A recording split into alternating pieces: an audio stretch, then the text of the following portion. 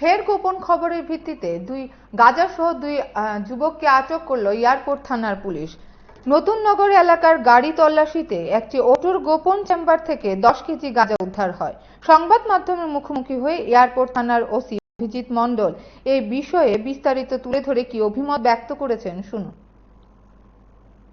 সন্ধ্যার সময় আমাদের যে প্রত্যেক দিনের মতো বিকেল চেকিং চলে, সেখানে পিআইপি রোডে বিকেল চেকিং চলছিল।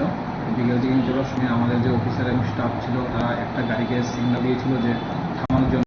ওই গাড়িটা না থেমে হঠাৎ স্পিড বাড়িয়ে আরও দ্রুত গতিতে চলে আসছিল। তখনই আমাদের অফিসার এবং স্টাফরা ওর পিছিয়ে পিছিয়ে ধাওয়া করে গাড়িটাকে আটক করে। তারপর গাড়িতে তল্লাশি চালিয়ে গাড়ি থেকে 10 কেজি 400 গ্রাম শুকনো গাঁজা উদ্ধার করা হয়। আর গাড়িতে থাকা ড্রাইভার এবং আরও একজনকে আটক করা হয়েছে। যার বাজার মূল্য কত হবে জানা গেছে? গাঁজার বাজার মূল্য কত হবে?